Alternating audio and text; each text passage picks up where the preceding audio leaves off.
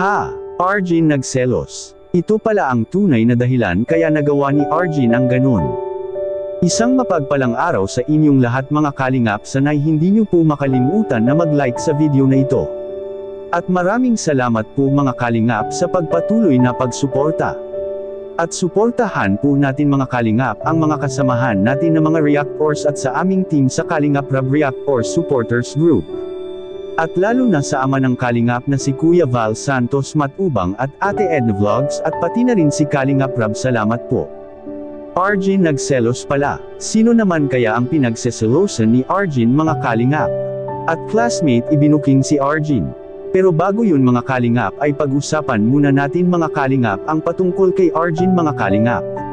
Hindi na sana pinalaki ni Arjun mga kalingap ang isyu at hindi na sana nakuha nitong sumasagot sa mga bashers noong nagawa niya ang kanyang pagkakamali. Sabi ng mga minamahal nating taga-subaybay mga kalingap na sana si Arjun humingi na lang sana ito ng patawad kay Kalingap Edo at sa mga nanood sa kanya mga kalingap at baka sakaling hindi na lumaki pa ang isyu patungkol sa kanyang ginagawa mga kalingap.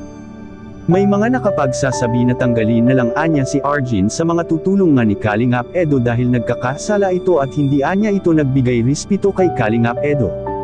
Will na kay Kalingap Edo pa rin ang pasya mga kalingap dahil beneficiary naman niya si Arjun. Alam naman nating lahat na si Kalingap Edo ay matino at mabait na tao kagaya ng kanyang pinsan na si Kalingap Rab at sa ama ng kalingap na si Kuya Val. May mga hindi talaga mapagkakaunawaan minsan sa ating buhay mga kalingap at hindi naman ibig sabihin na hindi na mapapatawad ang isang tao kung ito'y nagkakasala man mga kalingap. May kapatawaran talaga ang lahat ng tao pero ito'y magsilbing aral para kay Arjun mga kalingap. Na hindi dapat siya nagdedesisyon ng siya lang at dapat pa rin itong sumunod sa kung ano ang gustong mangyari ni Kalingap Edo para sa kanya. Aminado si Kalingap Edo patungkol kay Arjun mga kalingap na iba talaga si Arjun sa kanyang mga natutulungan at bakit? Dahil si Arjun mga kalingap ay may diskarte rin ito sa buhay at nahihiya pati ito kay Kalingap Edo na magsabi kung ano ang mga problema nito sa kanyang buhay. Bilang isang beneficiary ay mas maganda talaga na magsabi ito sa mga tumutulong sa kanila patungkol sa mga problema nila sa buhay at bakit. Dahil kung hindi magsabi ang isang beneficiary mga kalingap sa mga problema nila sa buhay ay paano malalaman ng tumutulong sa kanila na sila ay nahihirapan na pala mga kalingap. Kung marunong pa sanang magsasabi si Arjun kay Kalingap Edo sa mga problema nito ay marahil mahahanapan ng paraan ni Kalingap Edo at alam ni Kalingap Edo na ito ang dapat niyang lulutasin para kay Arjun. Kaya nga ito ang palaging isinasabi ni Kalingap Rab sa mga beneficiary nito na magsabi lang anya ito sa kanya kung ano ang mga pangangailangan nila at nang magawaan kaagad ng paraan mga kalingap.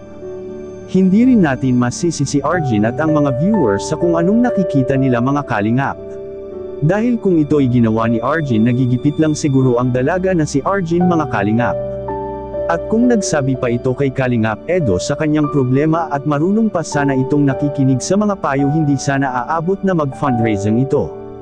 At lalo na mahigpit itong ipinagbabawal sa Team Kalingap habang sila pa ay tinutulungan pa.